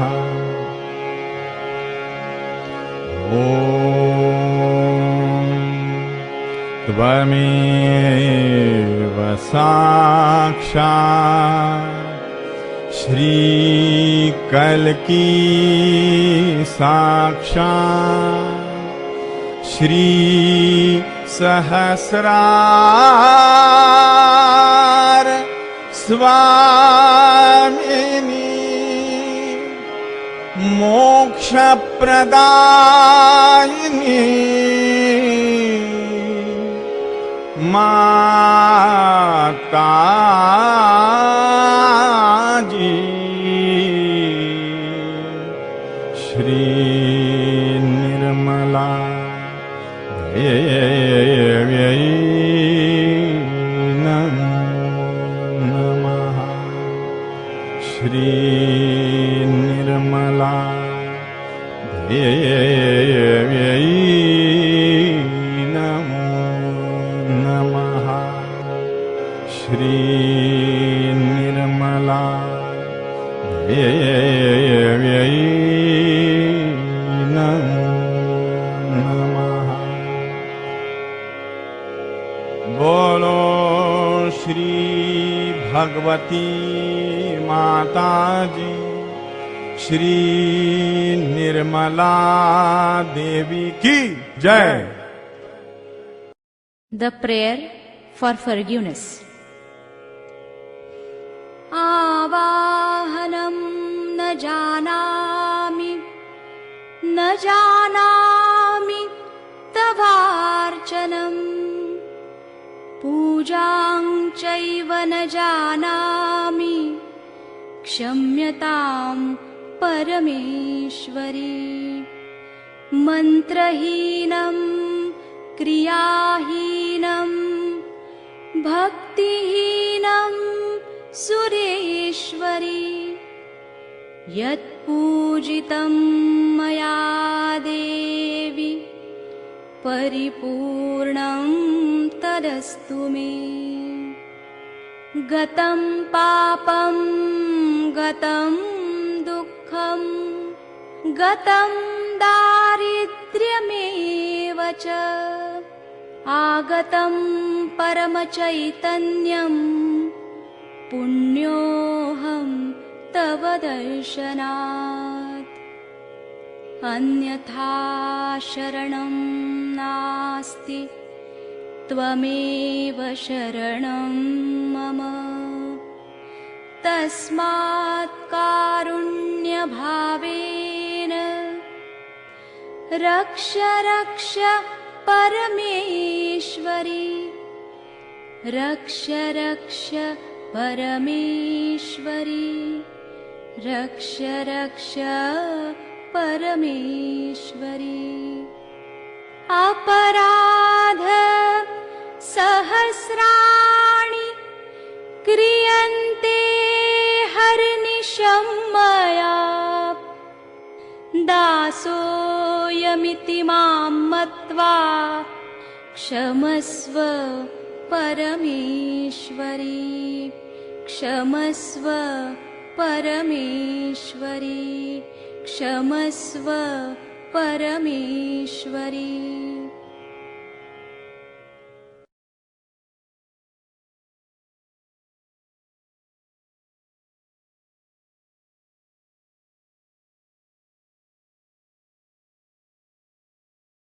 जय श्री माता जी।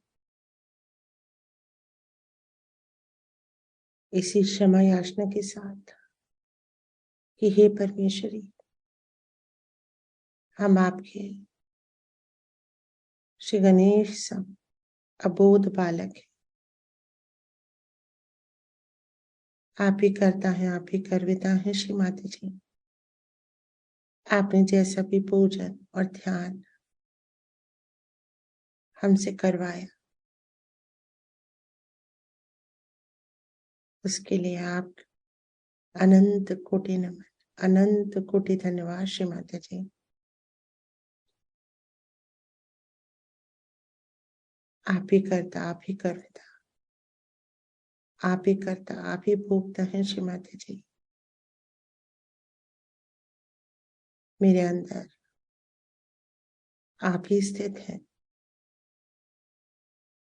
और आपकी ही उपासना करती हूँ।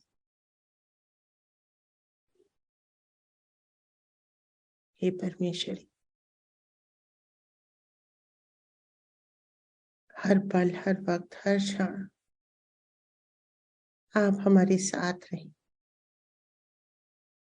अपनी सभी दैवीय शक्तियों से हमारा रक्षण करें। हमारे तीनों शरीर, दैहिक, जैविक, दैविक, सब आप में समा जाए।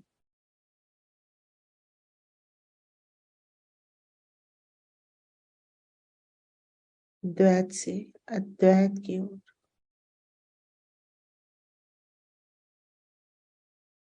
हम पूर्ण रूप से महायोग को प्राप्त करें।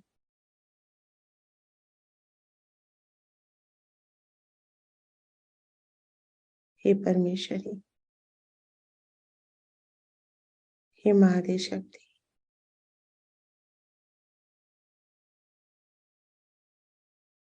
हम पूर्ण रूप से आपको समर्पित है। तन मन धन सब आपका, मैं आपकी, मेरा हृदय मस्तिष्क आपका,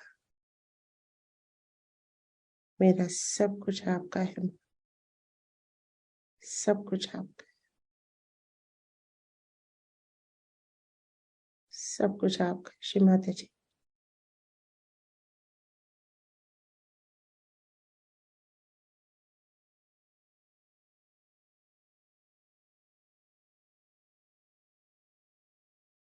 परम चैतन्य को प्राप्त करते रहेंगे।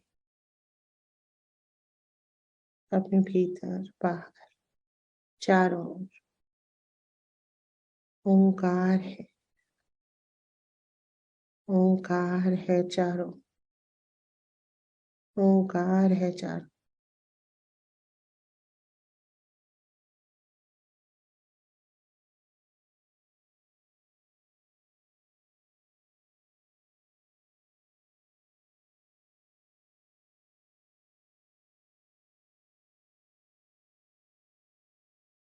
जय श्री माता जी। आज के ध्यान को यहीं कंक्लूड करेंगे। जय श्री माता जी। जय श्री माता जी दीदी। जय जय श्री माता जी। जय श्री माता जी दीदी। जय श्री माता जी। जय श्री माता जी सभी श्री को। माता जी सभी को। जय श्री माता जी। जय श्री माता जी। जय श्री माता जी सभी को। जय श्री माता जी। जय श्री माता जी। जय श्री माता जी। अलका बेटा, सभी बहन भाइयों को जय श्री माता जी। अलका बेटा, एक सेकंड के लिए कि अभी जो अनुभूति हुई है, जैसे ही तुमने सब तरफ, चारों तरफ ओमकार ओमकार बोला, बहुत विशाल ओम सहस्त्रार से ऊपर एकदम से चैतन्य का बना और ऐसा लगा एक तरफ से महासरस्वती, महालक्ष्मी, महाकाली तीनों उसमें समाहित हो गई। जय श्री माता जी। जय श्री माता जी। जय श्री। तो आज माँ ने इसी बारे में बताया भी था। ओंकार, ओम, कमला जी जब पढ़ रही थी, सो वो घटित तो होना ही है। हम तो माँ को जो भी कहते हैं, हम तो श्री गणेश जी की तरह है ना, वो सब कुछ घटित हो जाते हैं शब्द। बस आत्मा में हम उतर के अपने चित्त को साक्षी रूप से अगर रख ले, तो जो भी शब्द सुनेंगे हम उसी में परमेट कर जाएंगे। माँ की अमृतवाणी में भी आस्था। तो आई थिंक ये सब घटित हुआ हमारे भीतर आज, जो भी एक एक शब्द घटित हो रहा था दीदी आज, बहुत पूर्णतया। तो ये अनुभव श्री माता जी हमको दे रहे। जय श्री माता जी। कल भी सेम ऐसे ही हुआ था जब लास्ट हम उस पे थे महाकाल काल रात्रि पर, तब भी तीनों देवियां मतलब एकदम से उठी और एक होके महाआदिशक्ति काल रात्रि रूप में हो गए थे। तो माँ की बहुत सारी वाणियां हैं अष्टमी पे अलग अलग जगहों पे, सब तो नहीं चला सकते थे, एक ही को चुना हमने, जिसमें ध्यान, ज्ञान, परिणाम, भक्ति और ज्ञान का संगम है नवरात्रि। जो सिर्फ ध्यान ही ध्यान करते हैं वो भी राइट में चले आते हैं, और जो भक्ति करते हैं वो लेफ्ट में चले आते हैं। नवरात्रि हमें भक्ति के साथ शक्ति देती है, मध्य में रखती है। और अष्टमी को माँ ने कहा है ये सहस्त्रार के ऊपर की अवस्था, माँ सब कह के गई, सहस्त्रार के ऊपर अर्ध बिंदु चक्र है। तो आज वो लगातार जागृत था, बहुत तेजी से घूम रहा था। शुरुआत से ही अष्टमी का जो महागौरी का जैसे ही हमने नाम लेना शुरू किया और उस चक्र पे चित्त गया तो वो लगातार शीतल था, बहुत ऊर्जा थी। तो ये यदि हमको प्राप्त हुआ है, और महागौरी का जो कि सहज योगी भी नहीं है, उन्होंने भी मतलब इसी उसमें करते हैं कि हमें अलौकिक शक्तियां दें। तो माँ ने तो हमको दे ही रखी, हम परमिएट कर जाते हैं किसी भी चीज में, तभी तो दूसरों के चक्रों की स्थिति जान पाते हैं, उनके अंदर परमिएट कर जाते हैं ना। हम कहीं भी प्रवेश कर सकते, इतनी सूक्ष्म है हम। तो ये सारी शक्तियां माँ निरंतर दे रही हैं, बस हमें एहसास करने की जरूरत है, सिर्फ इतनी सी ही वो है। और बांटना है, ये तो माँ लगातार कह रही है कि दिया अगर प्रकाशित है तो ये प्रकाश चारों तरफ तो फैलाना ही है, और वो चैतन्य के माध्यम से सबसे अधिक सुगमता और सरलता से। तो ये अमृतवाणी आप दोबारा से सभी लोग पढ़ें तो बहुत अच्छा लगेगा। जय श्री माता जी दीदी। जय श्री माता जी वेदिका। दीदी मतलब ये आज यहाँ पे घर पे भजन रखा है और उसके साथ में रियलाइजेशन प्रोग्राम। बहुत सुंदर।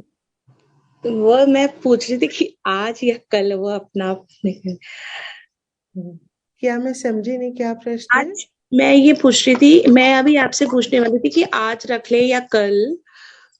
हाँ नहीं, किसी भी दिन रखो। देखो हम तो ये इन दिनों क्या है, ब्रह्मांड में ये शक्तियां विचरण कर रही हैं, क्योंकि इस समय सबसे ज्यादा नेगेटिविटीज आती हैं, तो उनको मारने के लिए दैवीय शक्तियों को आना पड़ता है। ये मौसम चेंज में इसीलिए तो वायरसेस ज्यादा होते हैं, वो क्या है, सूक्ष्म रूप में राक्षस ही है ना। तो उनका हाँ, उनको नाश करने के लिए जितना हम श्री माता जी में रहेंगे उतना ही बढ़िया। किंतु हम तो ये जानते ही हैं कि हम तो हमेशा ही उनके साथ रहते हैं, तो हमारे लिए तो सभी दिन एक से, लेकिन ये दिन कुछ विशेष है। तो अगर आप कर रही हैं तो माँ की बहुत बड़ी कृपा है, करिए आप, इनमें से किसी भी दिन कीजिए, कोई फर्क नहीं पड़ता है जी। क्योंकि नॉन सेशन तो एकदम से ये लोग नहीं आते ना, इनको थोड़ा अभी नवरात्रों में तो ये रहता है कि भजन है। तो हाँ, तो नवरात्रों के भजन में मैं गई थी तो वहां पे कभी नहीं कहती, वो कहने लगी आप लोग भी तो भजन गाते हैं ना, आपके सहयोग में भजन गाइए। तो उन्होंने भजन सुना सबने, सहज योग वाला, पापी सर कपे नाले माफी मंगे शेरा वाली है, तेरे चरण बाण गंगा बहे, घने घने जंगल, हाँ घने घने जंगला विच रजनी माता मोरी। जी जी है ना। तो ये मतलब नॉन सहजियों को जो शेरा वाली और ये सब नाम पता है ना, ये कीवर्ड्स है, कोई वाले भजन निकाल लेना तो चैतन्य फैल जाएगा। वही सोच रहे थे। चलिए ठीक है। जय श्री माता जी, कल ध्यान करेंगे, फिर मिलते हैं। जय श्री माता जी। जय श्री माता जी।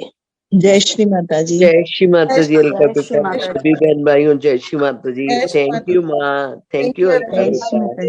Thank you so much. जय श्री माता जी। Thank you. जय श्री माता जी।